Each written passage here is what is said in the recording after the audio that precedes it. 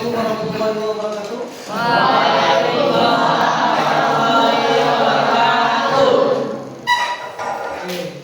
Gimana kabarnya hari ini? Baik. Tahu kelas ada? Ya, oke. Sebelum memulai pembelajaran hari ini, silakan dipimpin dulu doanya. Para ulama sebelum kita belajar dan kita membaca agama Islam. Allah.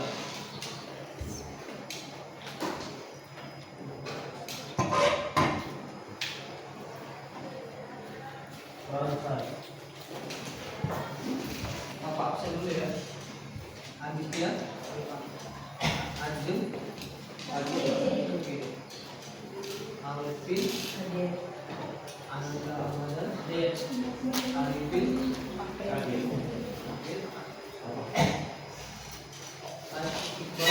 Iqbal, Azifah, Chelsea,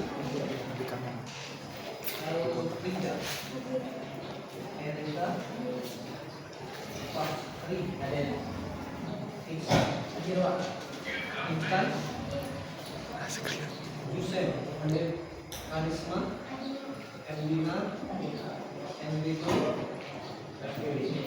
Emoli, Mayan, Meilasan, Muhammad Ardian, Rafi Rasani, Nilam, Putri Mengenali, Ratu, Raihan, Diana, Safira, Cynthia, Syifa, Wulandari. Totalnya 33 ada yang hadir dan ada yang tidak hadir dan teman-temannya sakit. Kita doakan semoga yang sakit semoga cepat sembuh dan bisa kembali lagi sekolah seperti biasanya, bisa bertemu kita kembali dan bisa belajar seperti sedia kala. Oke, hari ini kita akan belajar sejarah Indonesia. Sejarah Indonesia itu mulai dari masa prasejarah sampai dengan masa sekarang. Sekarang, hari ini kita akan membahas tentang masuknya Minggu Muda di Indonesia. Sebelum kita ke materi, apa yang teringat di kalian? Kalau Hindu itu agamanya seperti apa? Hindu itu agamanya seperti apa? Apa? Ciri-cirinya ada dewa, menyembah patung, betul apa lagi? Ada dewi. Oke. Sebelum itu, Bapak punya permainan untuk mengukur tingkat sejauh mana pemahaman kalian. Kita akan bermain quizzes. Ada yang bawa HP? Ada yang bawa, ada yang tidak? Kalau ada yang bawa, ada yang tidak, nanti kita bermain menggunakan, pernah bermain quizzes menggunakan ini? Sudah. Saya baginya acak aja ya. Baginya acak. Kita akan menggunakan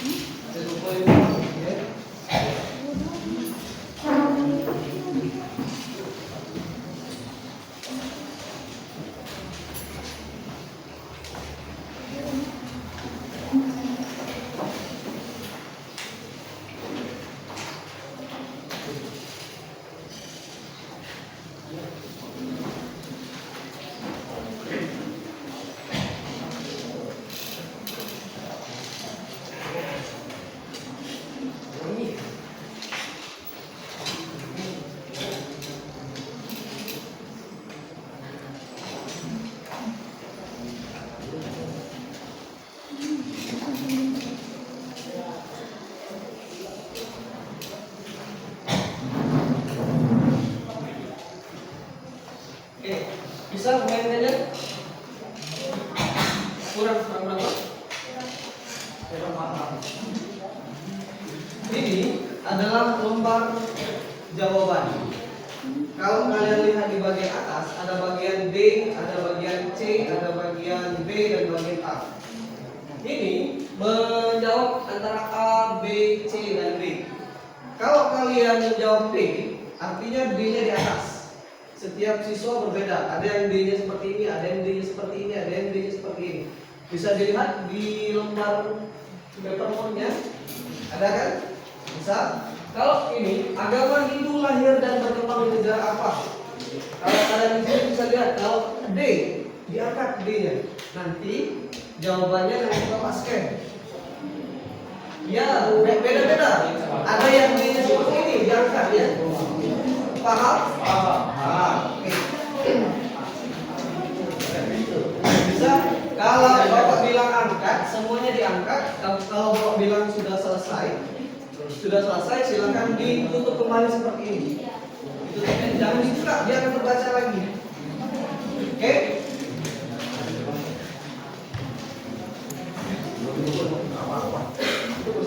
Sudah siap? Baca soalnya. Agama Hindu lahir dan berkembang di negara apa? A. Pakistan, B. Uzbekistan, C. India, dan D. Afghanistan. Silakan, boleh diangkat jawabannya. Oke.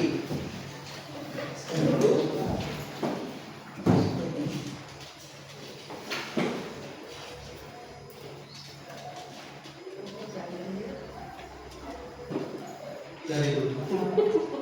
Cuma mau pakai. Oke.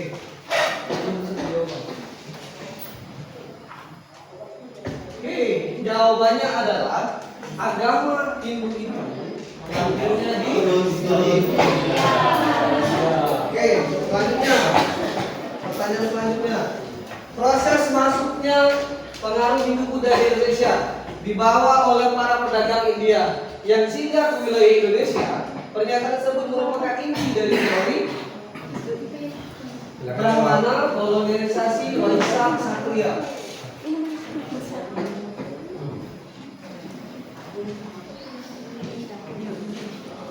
Apa? Sudah? Tahu jawabannya? 1, 2, 3 diangkat.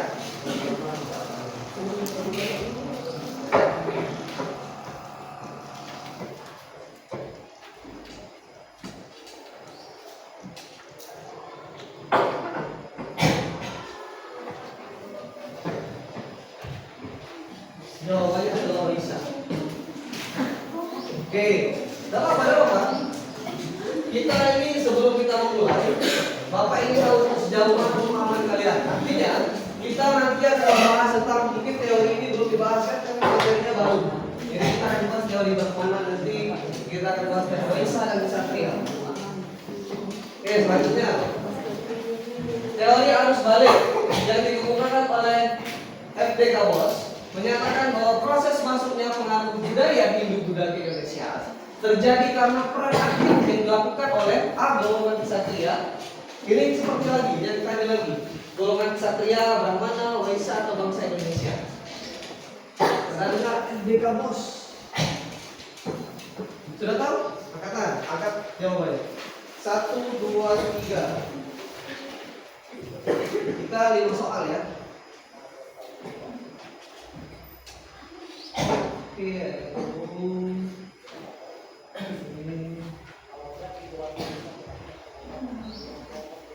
Mayoritas jawabannya salah.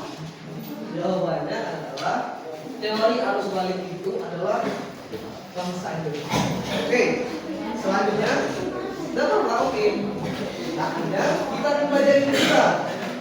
Jadi kita akan belajar arus balik artinya. Akan kita belajar Waisa. Oke, teori yang merupakan pemuka agama Hindu di India sebagai pemegang peran aktif dalam proses masuknya pengaruh agama Hindu dan Buddha di Indonesia, yaitu teori. Ini ulang lagi, cuma beda siapa yang bawa saja. Brahmana, Ksatria, Waisa dan arus balik. 1, 2, 3. Angkat jawabannya.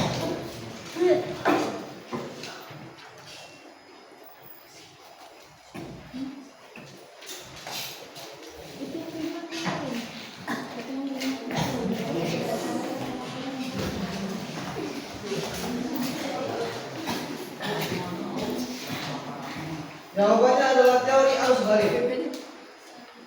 Kemudian selanjutnya pembagian kelas dalam masyarakat Hindu disebut dengan dharma, kasta, karma, atau reinkarnasi.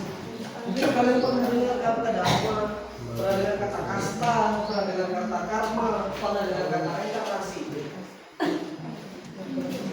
Oke, sudah siap jawabannya? Soal terakhir 1, 2, 3, 4, dan 5. Angkat jawabannya. 1, 2, 3.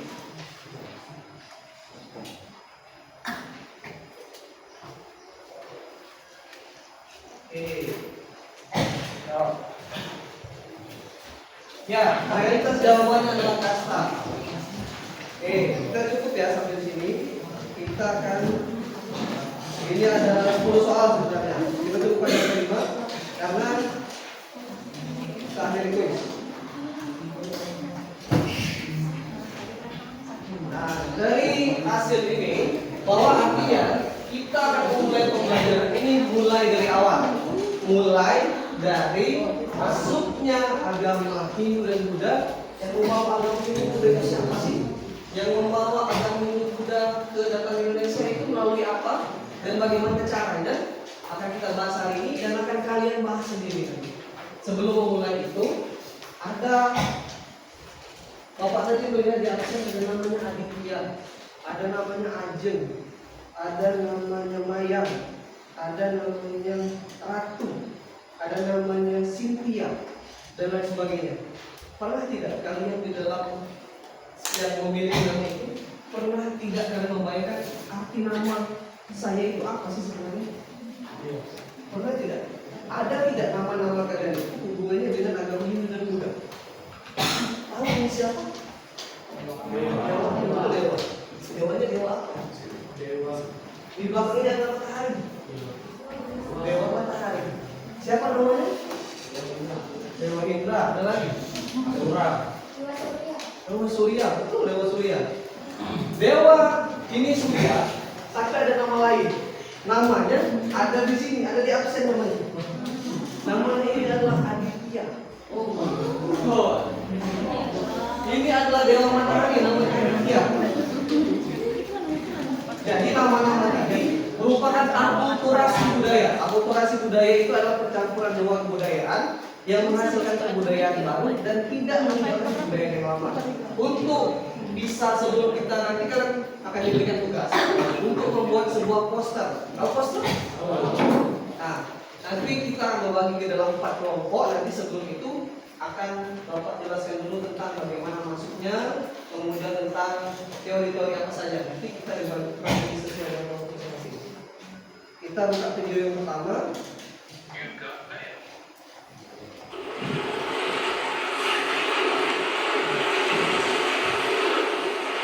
Boleh diperhatikan, ini adalah video tentang yang keempat.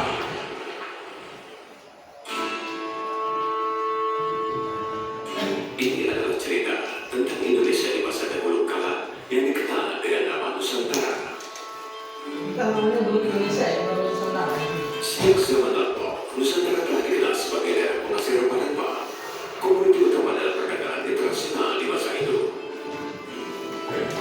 Rempah-rempah telah lama digunakan penduduk Nusantara dan bangsa lain seperti bangsa Arab, India, Cina, dan Eropa untuk obat-obatan, sebagai bumbu masakan dan pengamen makanan. Wilayah penghasil rempah di Nusantara dapat dibagi dalam 2 daerah produksi. Daerah pertama adalah di bagian timur, yaitu Kepulauan Maluku dan Kepulauan Banda, yang menghasilkan cengkeh dan pala.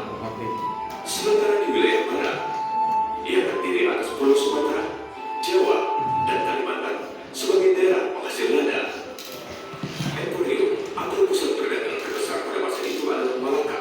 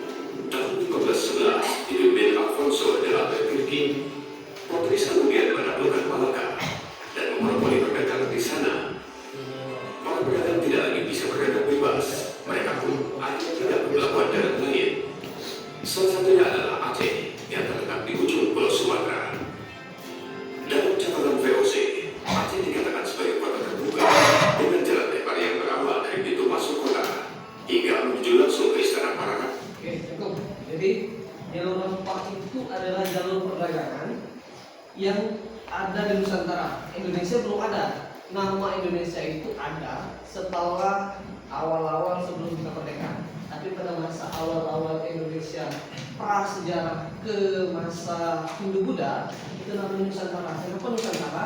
Karena di Indonesia itu banyak kerajaan-kerajaan yang belum memiliki nama.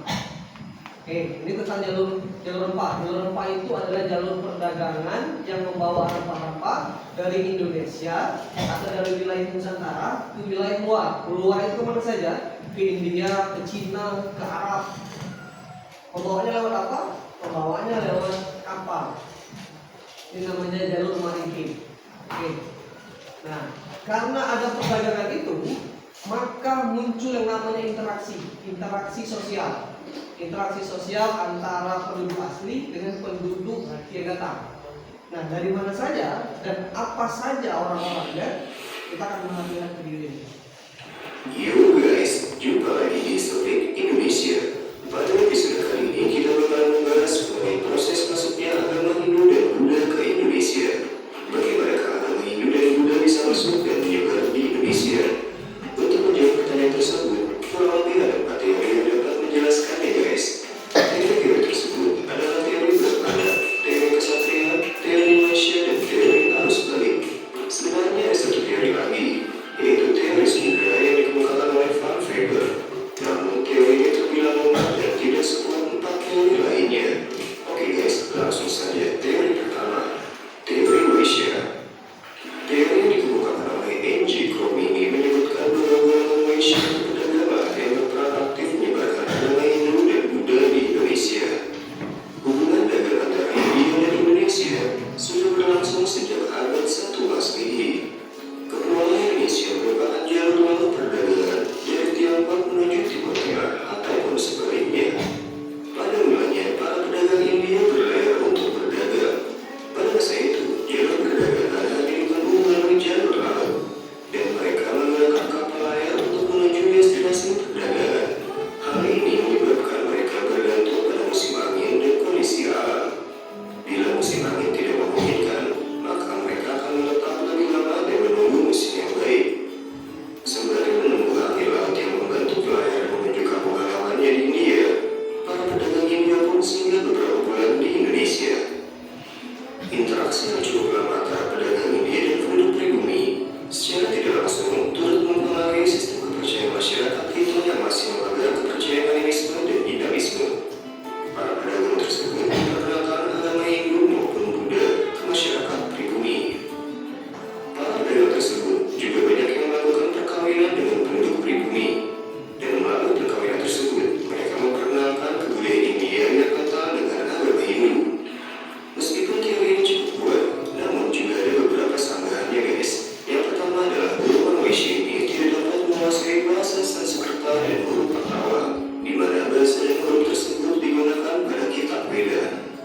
Kitab Veda hanya mampu dibaca oleh golongan Brahmana. Sanggahan kedua mengenai pusat-pusat kebudayaan berupa kerajaan Hindu, khususnya yang ada di Pulau Jawa. Jika disebarkan oleh para pedagang, maka seharusnya pusat kebudayaan Hindu dan Buddha ada di pesisir.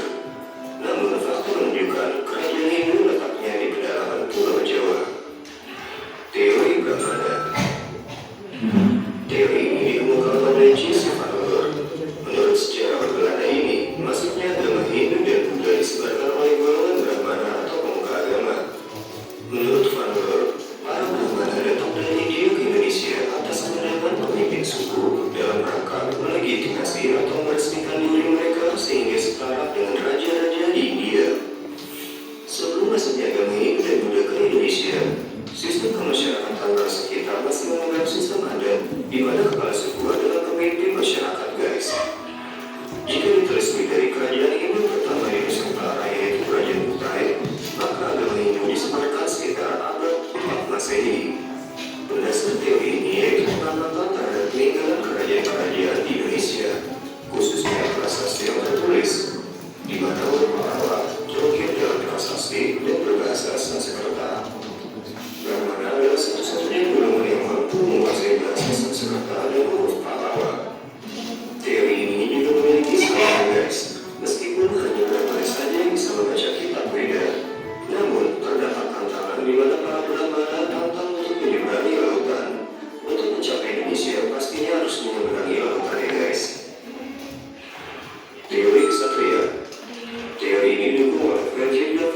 Mus, Ramesh Chandra Majumdar, dan J.L. Mons. Menurut teori ini, golongan ksatria atau bangsawan yang menyebarkan agama Hindu dan Buddha di Indonesia. Teori ini mengacu pada konflik antar kerajaan di India pada masa Ampal. Peperangan yang terjadi di antara kerajaan-kerajaan tersebut menimbulkan pihak yang menang ataupun kalah. Raja dan prajurit yang kalah biasanya terusir dari wilayah kerajaannya, dan kemudian mereka menjauh dari wilayah sengketa. Golongan ksatria tersebut diduga mendirikan koloni baru di Asia Tenggara hingga ke Indonesia. Kelemahan teori ini yaitu selama ini belum ada ahli yang dapat menemukan bukti-bukti yang menunjukkan adanya ekspansi dari prajurit-prajurit India ke kepulauan Indonesia. Teori arus balik. Teori dikemukakan oleh Bush dan George Willis ini menyebutkan bahwa orang Indonesia yang berperan aktif menyebarkan agama Hindu dan Buddha. Mengapa demikian? Orang-orang Indonesia mempunyai kepentingan untuk datang ke India dalam rangka mempelajari dan memperdalam agama Hindu dan Buddha. Hal ini tertuang dalam prasasti Nalanda yang menyebutkan bahwa Raja Balaputra Dewa dari Sriwijaya telah meminta kepada Raja India untuk membangun wihara sebagai tempat menimba ilmu pelajar-pelajar dari Sriwijaya. Setelah belajar di India, orang-orang Indonesia tersebut juga ke tanah air dan menyebarkan agama Hindu dan Buddha. Mereka itu terdiri dari kaum terpelajar yang punya semangat untuk menyebarkan agama Buddha. Kedatangan mereka disambut baik oleh tokoh masyarakat setempat. Demikianlah pembahasan mengenai proses masuk dan berkembangnya agama Hindu dan Buddha di Indonesia. Semoga dapat bermanfaat bagi kita semua. Sampai bertemu di episode berikutnya. Oke, ini adalah video tentang teori asal-usul teori masuknya Hindu ke Indonesia. Jadi kalau soal-soal tadi kira-kira Bapak berikan lagi, kira-kira bisa jawab nggak? Soal-soal yang tadi, yang di awal tadi kan sudah dibahas tentang teori apa saja tadi? Ada berapa teori tadi? Teori 4. Ada teori Waisa, ada teori mana, terus apa lagi? Ya, terus apa lagi? Balik.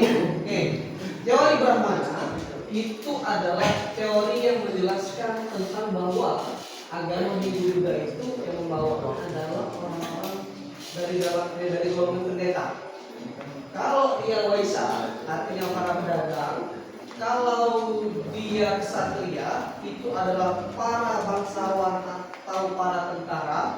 Kalau dia teori arus balik, artinya kita orang Indonesia yang belajar keluar, kemudian kembali lagi ke Indonesia dan kita mengajarkannya seperti yang sudah dijelaskan tadi. Oke, untuk lebih jelasnya, untuk lebih mendalami itu, maka kita akan membagi kelompok. Kita akan membagi ke dalam 4 kelompok. Silakan kalian bentuk ke dalam 4 kelompok sesuai dengan kalian masing-masing. Kalian sendiri yang menentukan. Satu kelompok 5 atau 6 orang. Oke, silakan. Nah, usahakan satu kelompok itu ada yang membawa HP. Oke, silakan bentuk kelompok. Ini 5, sudah tinggal yang itu 6, ya, tinggal itu 4, 5. Boleh di sini, jadi satu kelompok. Oke, 4. Oke, kita bagi 4 kelompok. Boleh balik di situ jadi satu kelompok. Pokoknya satu kelas ini jadi 4 kelompok. Satu kelas ini jadi 4 kelompok. Ya, kelompok.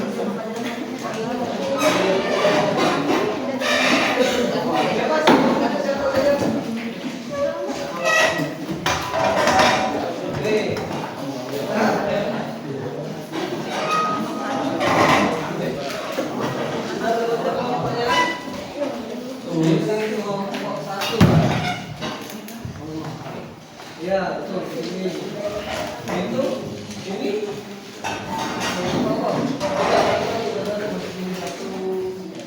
jadi 1, 2, 3, 4, 5, 6, 7. Ini satu kenapa? Belum.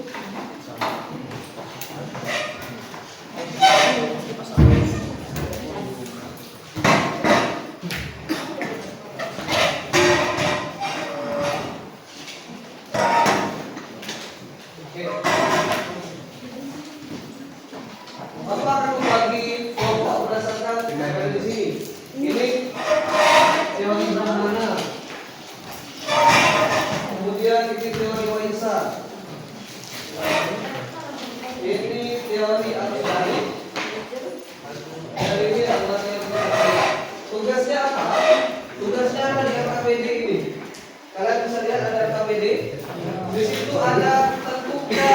pembagian tugas.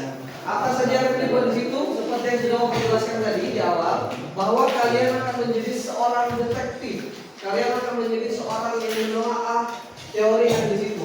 Kalau kalian mendapatkan teori kesatria, artinya kalian akan menjelaskan teori kesatria itu apa, kemudian siapa pencetusnya, kelemahannya apa, kelebihannya apa, dan bukti teori itu apa. Nah, itulah tadi. Kalau bisa satu kelompok ada yang bawa HP, ada. Piama. Jadi boleh lihat Google, boleh. Kalau kalian tidak ada buku paketnya, boleh buka Google. Nah, silahkan dikerjakan. Ini boleh ditempel ya, boleh dipotong. Ada yang potong? Nggak ada. Jadi kalian di dalam satu lembar kertas ini, kalian akan membuat teori tentang teori kesatria atau teori Brahmana. Kemudian kalian menjelaskan kelebihannya apa, kekurangannya apa, siapa pencetus teori ini, buktinya apa. Kalau dia teori Brahmana itu, buktinya adalah bahwa dia dibawa oleh pendeta. Oke, silakan dikerjakan. Bapak beri waktu 30 menit untuk dikerjakannya. Yang tak bawa HP, bawa Bawa semua. ada yang nggak punya HP? Bapak ini ada? Bapak ini ada? Ada nggak? Ada bawa HP kan? Bapak ini ada bawa HP? Ada. Bapak ini ada? Silakan dikerjakan waktunya 30 menit. Setelah itu kita akan menjelaskan. Kalian akan memaparkan teori ini memaparkan teori ini berdasarkan apa yang sudah kalian buat. Kalian akan memaparkan teori ini adalah bla bla bla bla. Pencetusnya adalah ini dan kelebihannya adalah ini dan kelemahannya adalah ini. Nanti teman kalian atau kelompok lain akan memberikan tanggapan.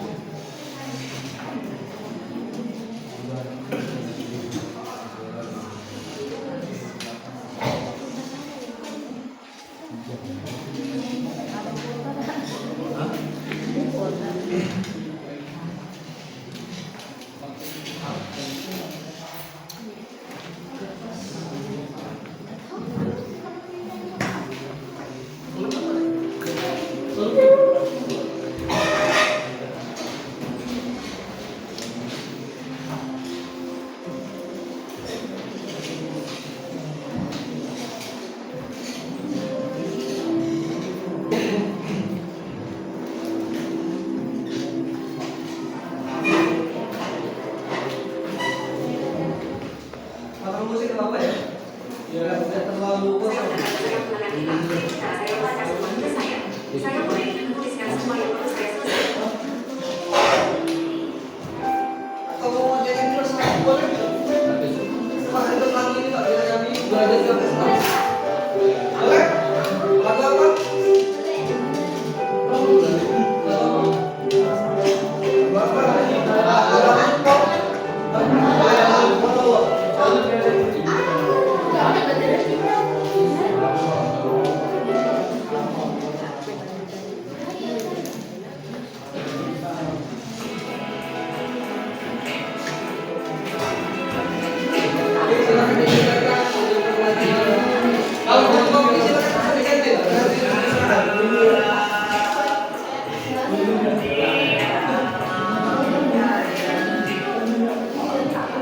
Ya, dipotong.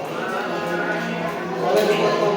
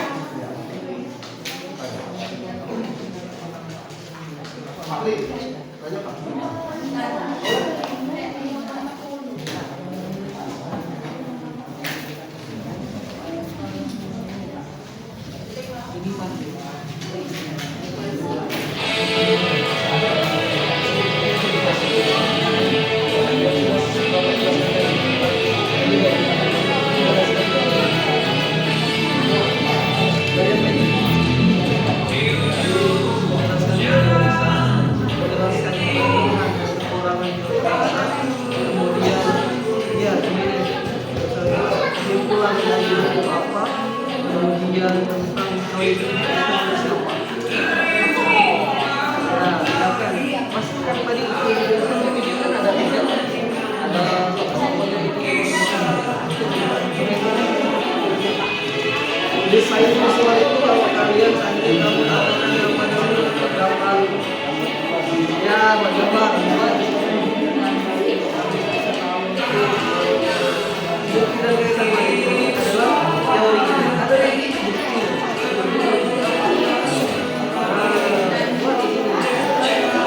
Kata itu kalau yang lain cuma sebuah panduan.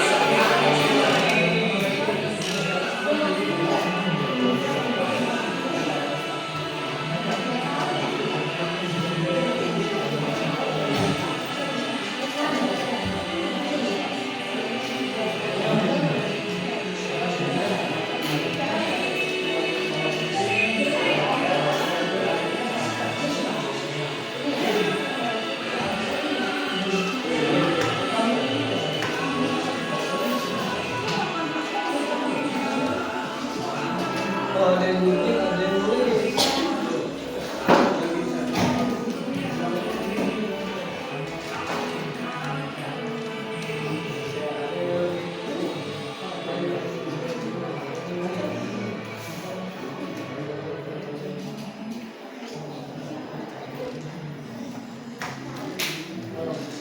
Intinya nih, kalian bikin nulis.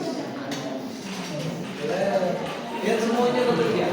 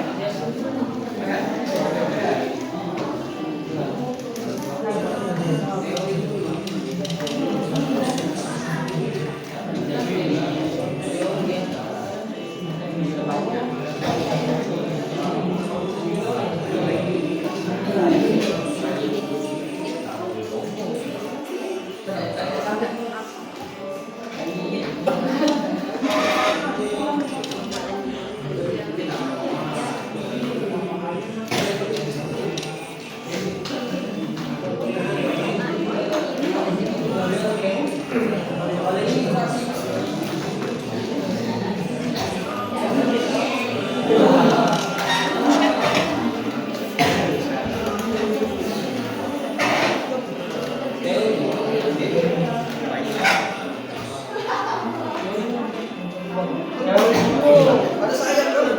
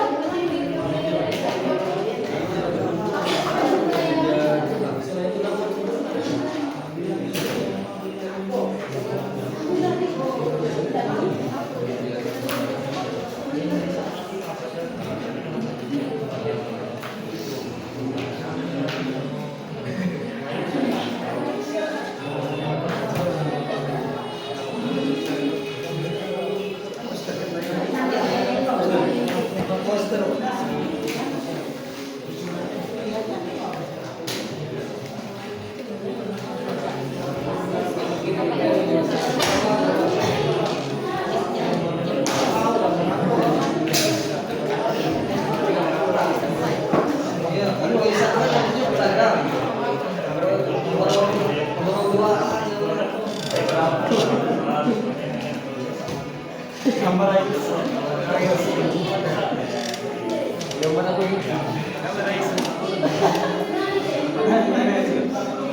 lagi?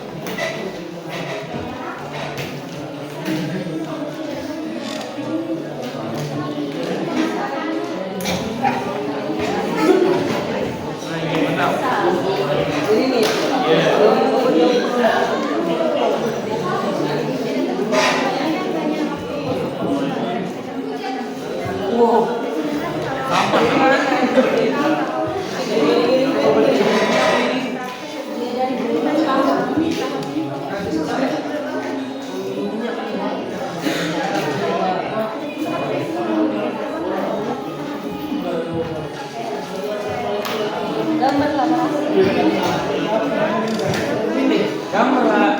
Materi nanti sampai lain. Pegang mana Bu Sofi?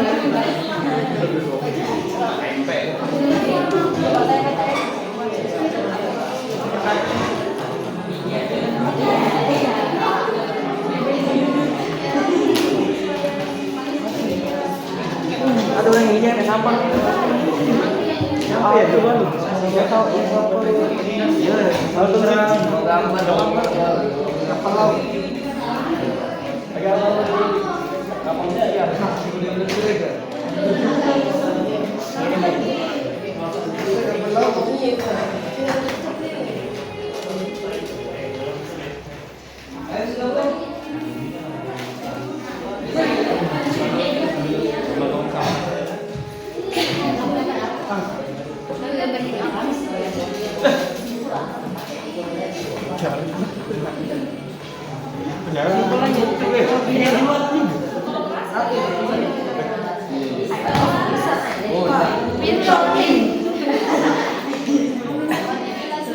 Satu jam.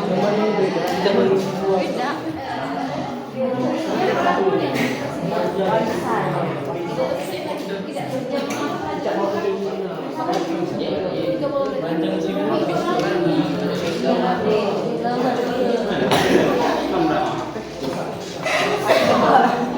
Oh, ini sih. Ah, yang paling Aku yang putih.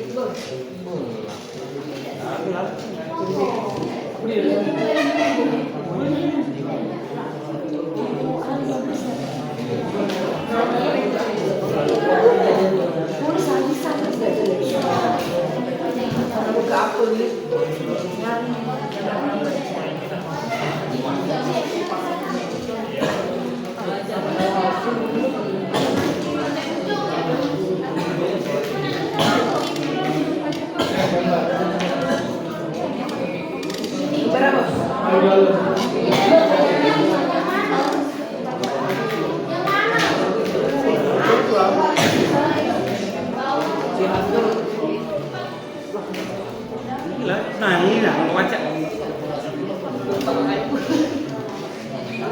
Nah, ini lah cepat rekan.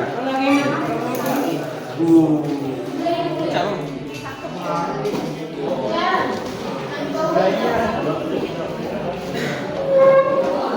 Gambar kapal ini.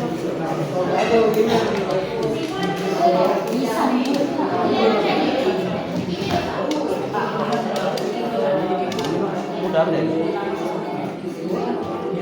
Nah, kapal perang. Di sini tuh.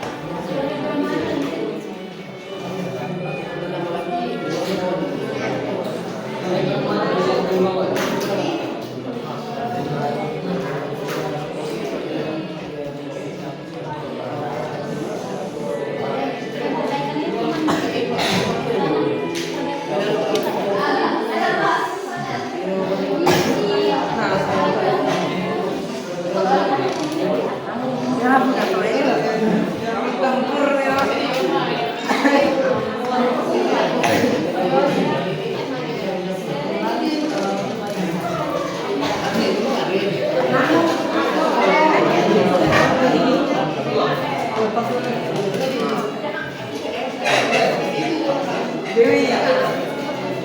Hah? Gino? Sudah.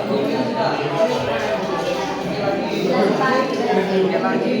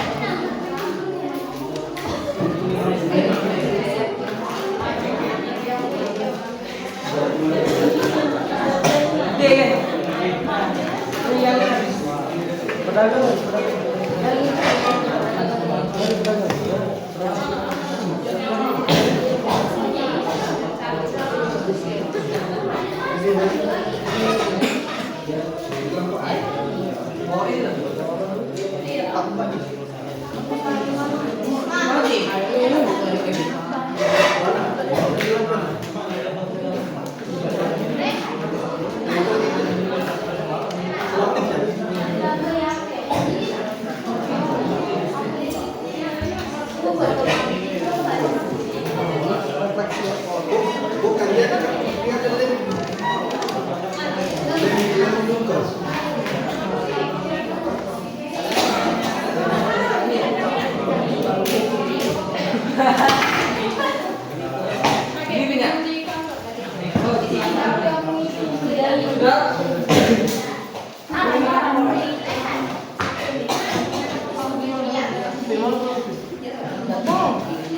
Teguh Alvin. Teguh Alvin.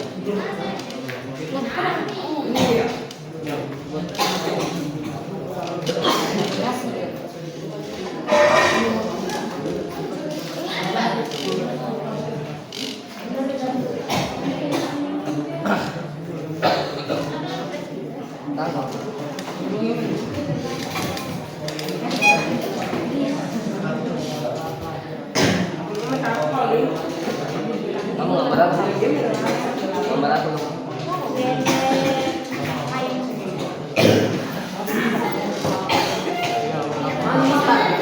Nggak bisa. Lah ini tuh tadi.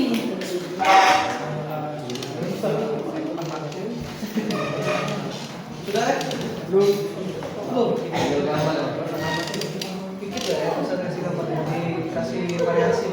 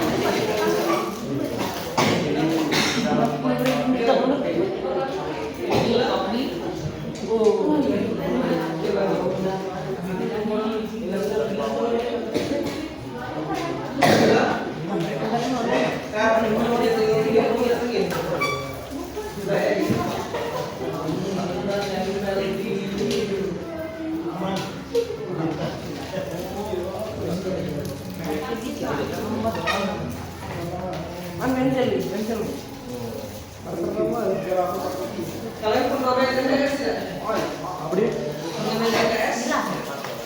TTS, kalian siapa? Pernah main?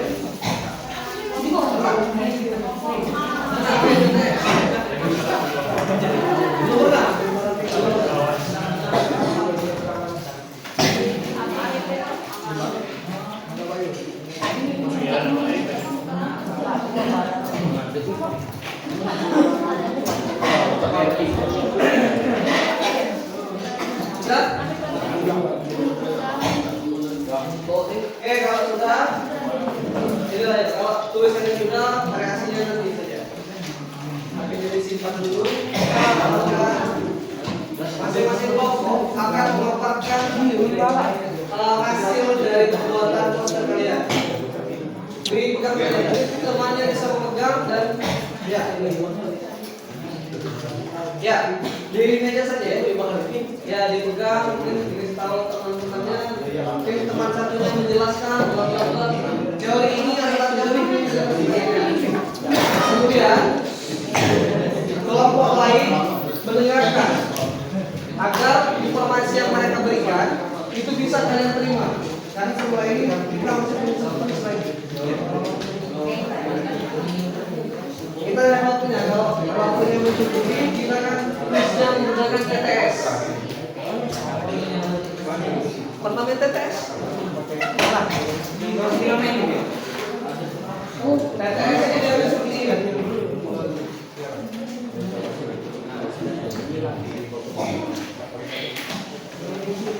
TTS ini dia seperti ini. Ini namanya TTS. Pernah main ini? Setelah akan menjelaskan nanti kita akan lihat TTS. TTS ini ada 5 soal. Masing-masing kelompok menyiapkan 5 orang. Menyiapkan 5 orang untuk menjadi perwakilan setiap kelompok nantinya. Nanti ingat aja dalam MDB. Perwakilan sekelompok menjadi 4 orang. Kemudian Bapak akan menjelaskan atau menyebutkan soalnya. Contoh soal 1 menurun. Nanti setiap kelompok setelah di depan menjawabnya selama kurang lebih 5 detik. Kemudian duduk kembali berganti dengan orang yang lain dan melanjutkan soal nomor 2 dan disebutkan seterusnya. Tapi sebelum itu kita akan menjelaskan atau kalian menjelaskan tentang posternya. Oke? Mulai dari kelompok sudah siap? Ada yang sudah siap? Kelompok sudah siap? Sudah selesai tadi. Ya, dipegang aja, dipegang. Kemudian temannya menjelaskan. Yang lain?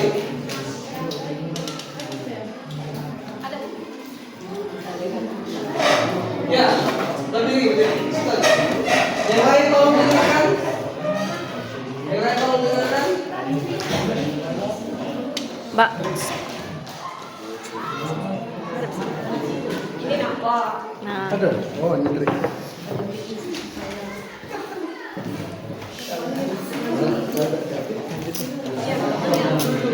Assalamualaikum warahmatullahi wabarakatuh.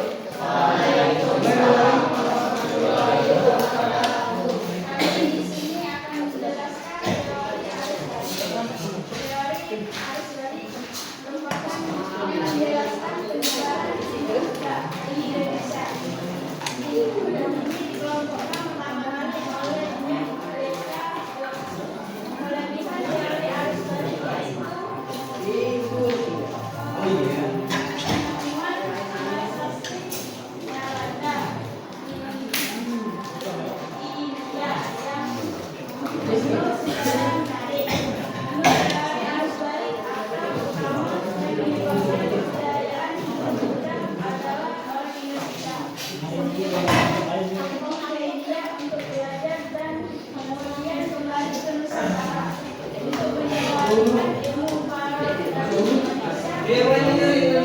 Ini informasinya penting untuk kuis terakhir.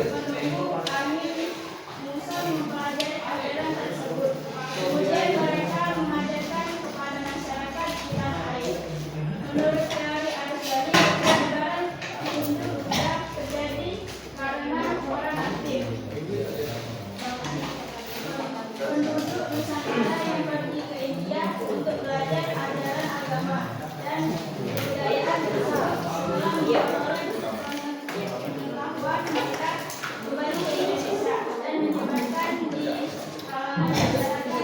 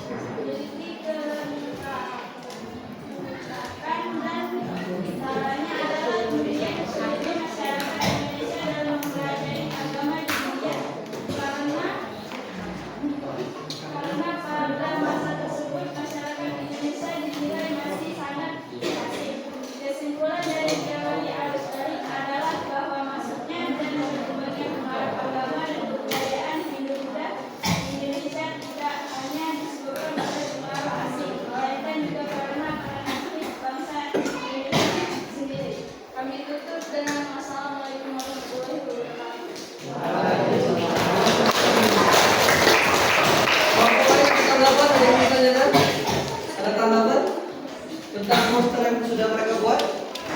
Ada tanggapan? Ada? Tidak ada? Jadi intinya teori arus balik itu apa? Teori arus balik itu adalah orang Indonesia belajar ke India terus dapat sekali. Oke, kalau tidak ada pertanyaan kelompok selanjutnya, iya.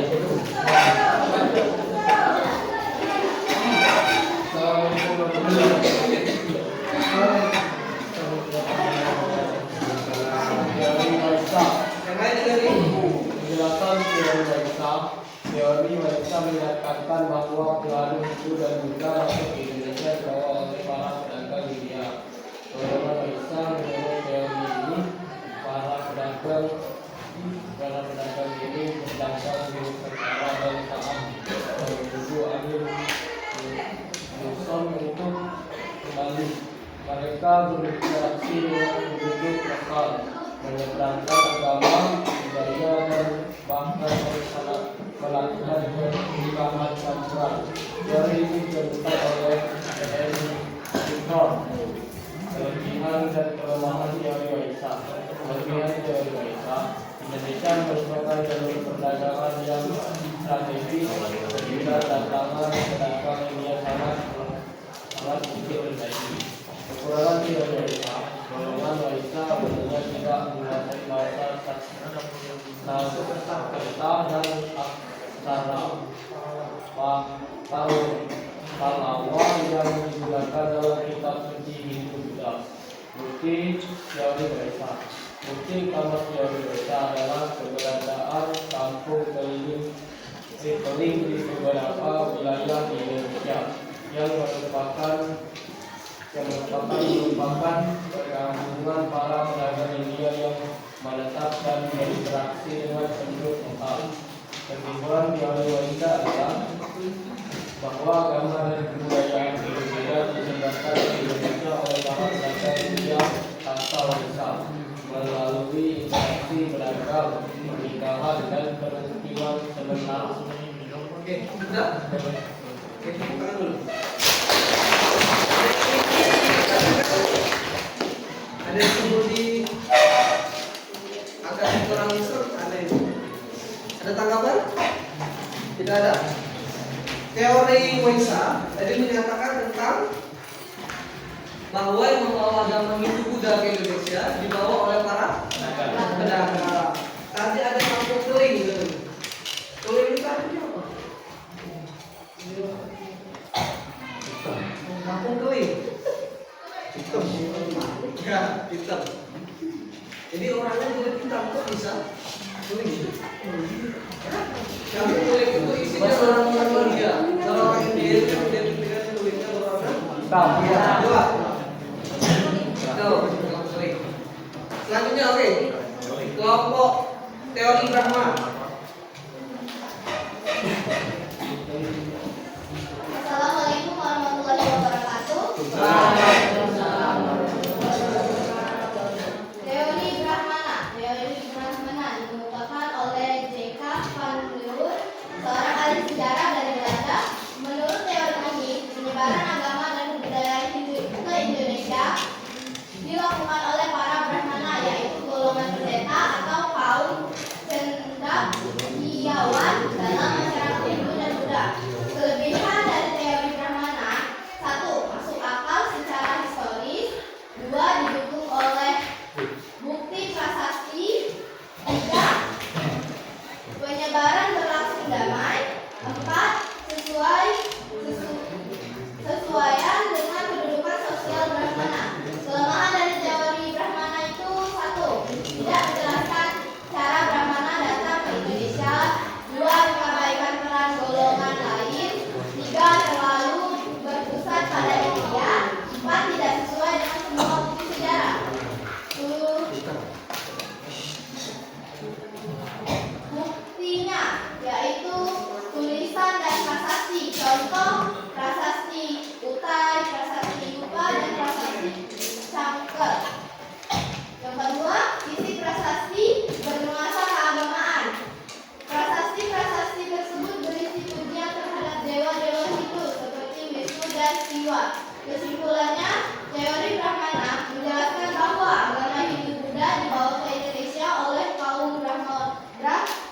mana. Sekian, wassalamualaikum warahmatullahi wabarakatuh.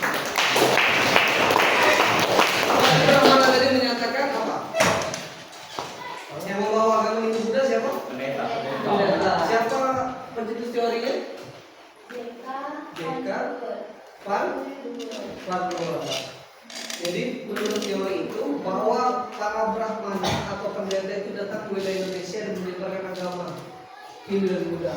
Buktinya adalah adanya prasasti dan institusi sana. ya prasastinya adalah prasasti Tupai dan Dipa dan Camsel. ya prasastinya adalah prasasti Yupa dan prasasti Yupa. Kalau prasasti itu adalah sebuah batu bertuliskan. Batu itu batunya bentuknya panjang, kemudian ada tulisan ada huruf Palawa, bertuliskan dengan sekerta bahasanya. Isinya adalah si Raja Kutai itu menyedekahkan 1.000 ekor sapi atau 10.000 ekor sapi kepada kaum Brahmana. Jadi menyedekahkan kepada kaum Brahmana 10.000 ekor sapi. Oke, selanjutnya kelompok teori ksatria.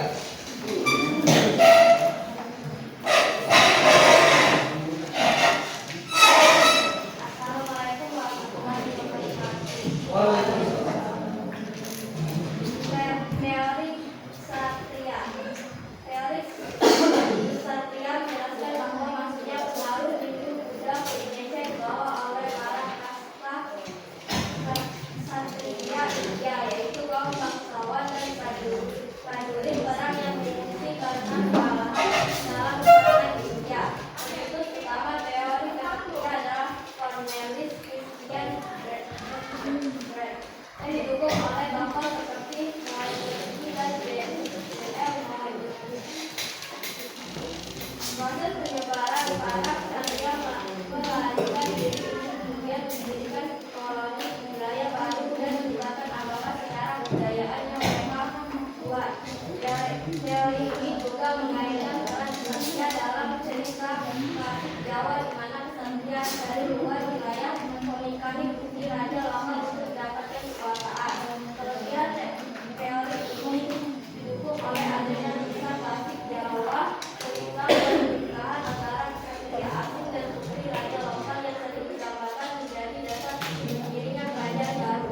Selama teori ini kurang bukti arkeologis, ruang keterbatasan bahasa hingga mengabaikan peran pribumi. Bukti keberadaan kerajaan Hindu Buddha dan Nusantara yang didirikan oleh keturunan India dan semangat perjuangan para ksatria India yang melarikan diri akibat konflik Bugis. Kesimpulan dari teori ksatria adalah bahwa masuknya agama dan kebudayaan Indonesia ke Indonesia dibawa oleh kaum ksatria India yang melarikan diri ke Nusantara setelah mengalami kekalahan dalam peperangan India. Ada tanggapan? Oke. Menurut teori ksatria tadi bahwa pembawa agama Hindu dan Buddha di Indonesia adalah golongan para kasta ksatria India. Ksatria India itu adalah bisa bangsawan, bisa juga para prajurit. Oke, itu adalah teori ksatria. Sampai di sini saja kan? Tidak ada? Tidak ada. Oke, kalau tidak ada seperti yang sudah tadi, kalian sudah mendengar semua kan teori ini tentang ini, teori ini tentang ini, teori tentang ini. Bapak punya ada 4 TTS di sini. Soalnya sama, bentuknya sama. Kita di sini ada 5 soal karena berhubung waktunya tidak mencukupi, jadi kita hanya akan membahas 2 soal saja. Jadi pilihlah 1 orang untuk menjawab ini. Jadi setelah 1 orang, satu orang setiap masing-masing kelompok 1, 2, 3 dan 4 kan 4 kelompok. Nanti saya akan membacakan soalnya. Kalian akan menjawabnya di situ.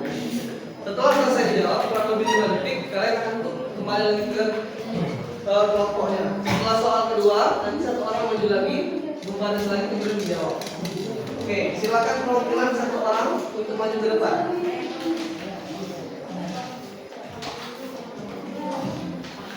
Perwakilan satu orang.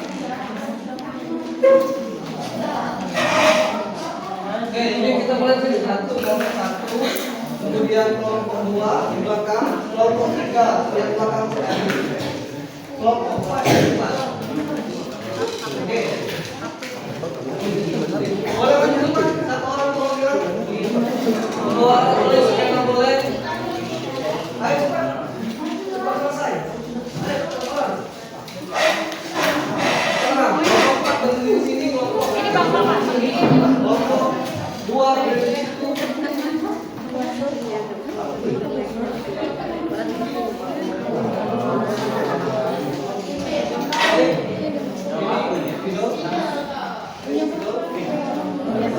Ayo, kelompok ini kelompok yang maju. Satu lagi. Boy. Kelompok yang itu. Ayo satu orang. Tidak sakit tidak Om.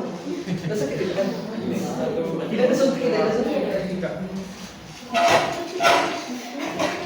Oke, ngomongnya. Oke, soalnya. Video, lihat. Pakai kanan.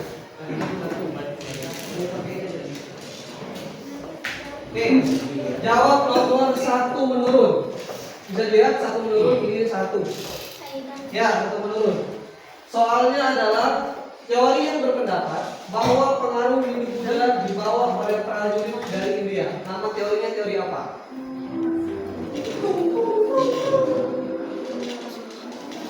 Tadi sudah dijelaskan temannya tadi.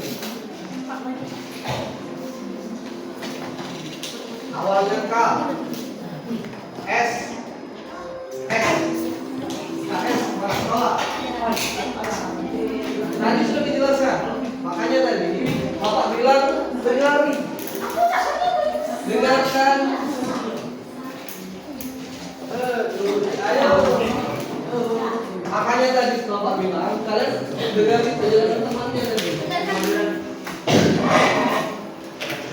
1, 2, tidak boleh. 1, 2, 3, 4, 5. Anda besok saja silakan kembali ke tempat duduk kalian.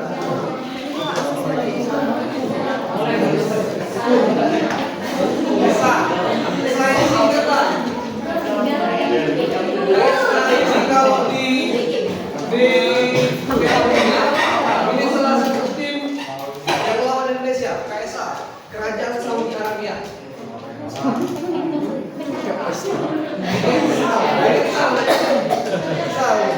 Oke, 1 orang lagi. Dua pertanyaan, 1 kelompok. Ayo, 1 lagi. Tapi jawabannya tadi.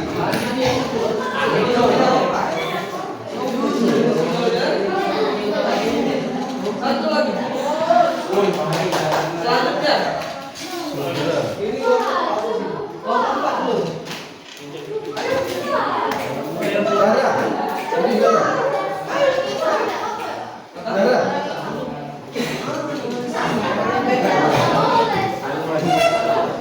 Cuma 1 orang jadi selesai.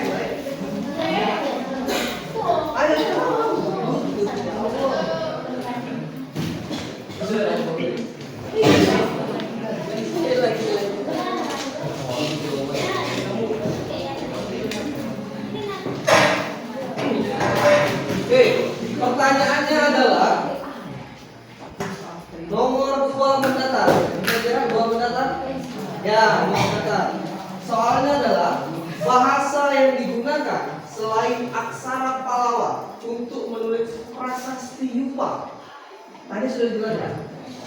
Bahasanya S. 1,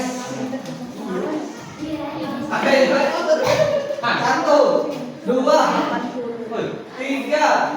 Apa sih?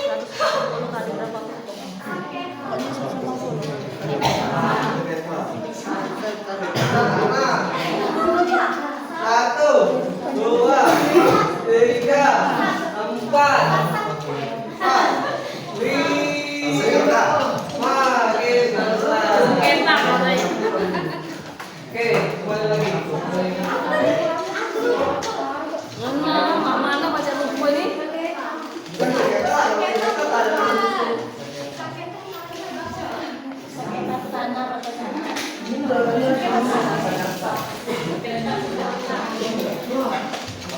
Oke, karena Bapak tadi cuma bilang cuma 2 soal ya, karena waktu kita menunggu lagi, oke, kita akan bahas. Jadi teori tadi yang menyatakan bahwa prajurit tadi itu adalah teori kesatria, betul. Nah, selanjutnya soal kedua tadi, selain huruf pahlawan, yang dituliskan di situ adalah bahasa Sanskerta. Iya, Sanskerta. Ini ada jawabnya Sangkertas. Kemudian ada yang jawab Sangkerta. Kemudian Sang. Kemudian Sangkerta. Sangkerta apa? Oke. Sampai kalian aja kan? Ini adalah akhir pembelajaran kita pada hari ini. Jadi tujuannya adalah bahwa kalian bisa mengetahui, bisa dilihat dulu. Bisa dilihat ya? Kalian bisa mengetahui asal usul dari mana sih asal nama kalian, asal budaya-budaya yang ada di kita tadi. Budaya-budaya di Indonesia ini banyak yang berakulturasi. Akulturasi adalah percampuran dua kebudayaan yang menghasilkan kebudayaan baru dan tidak meninggalkan kebudayaan yang lama. Salah satu bentuk akulturasinya adalah bahasa. Itu sama. Akulturasi itu budaya. Salah satunya adalah budaya tahu beduk. Beduk tahu beduk yang ada di masjid. Itu budaya mana? India, betul. Jadi beduk itu adalah budaya India yang dibawa ke wilayah Indonesia. Di India digunakan sebagai alat untuk berkumpul. Jadi kalau ada apa-apa dia menggunakannya bukan toman biasanya. Di Indonesia dijadikan sebagai alat untuk memanggil orang kembali untuk memanggil untuk sholat. Kemudian ada lagi tentang bentuk bangunan rumah. Kalau masjid yang kalau sekarang kan masjid itu ada kubah, ada masjid itu bertingkat-tingkat, ya kan? Itu bentuk akulturasi budaya. Budayanya dari mana? Budayanya dari India. Budayanya karena terinspirasi dari bentuk candi. Candi itu bentuknya bertingkat-tingkat. Bertingkat-tingkat itu menandakan bahwa setiap tingkatan itu mengantarkan orang itu sampai menuju nirwana. Nirwana itu adalah surga. Jadi semakin tinggi tingkatan dalam candi itu, maka akan cepat doa itu sampai. Itulah kebudayaan doa. Oke, ada tidak ada tanyakan? Kalau tidak ada, tidak ada. Oke, itulah akhir pembelajaran kita hari ini. Semoga bermanfaat. Apa ilmu yang didapat hari ini, semoga bisa menjadi berkah bagi kalian. Ini pertemuan kita yang pertama dan yang terakhir. Sampai bertemu lagi nanti. Saya mohon maaf apabila ada salah kata, buatlah dikatakan selama proses pembelajaran ini. Dan apabila ada kekeliruan dalam proses pembelajaran ini di kemudian hari ketika ilmu itu berkembang, maka itu menjadi sebuah pembelajaran bagi saya, dan itu akan menjadi sebuah pembelajaran juga bagi kalian. Semoga kalian sukses semua, semoga kita semua sehat semua, dalam keadaan baik semua, dan yang belum hadir hari ini kita doakan supaya hari berikutnya hadir, dan yang sakit semoga sembuh. Sebelum menutup pembelajaran hari ini, silakan Pak berdoa dulu.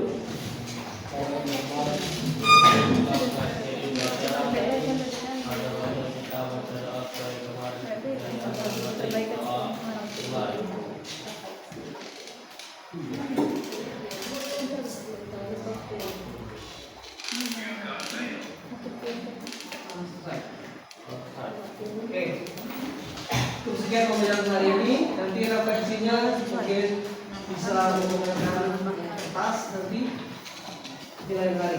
Untuk sekian pembelajaran hari ini, saya akhiri wabillahi taufiq wal hidayah. Wassalamualaikum warahmatullahi wabarakatuh. Waalaikumsalam warahmatullahi wabarakatuh.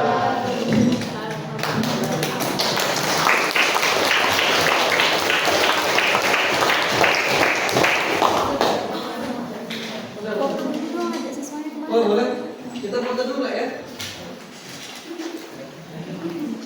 Ini boleh ditutup.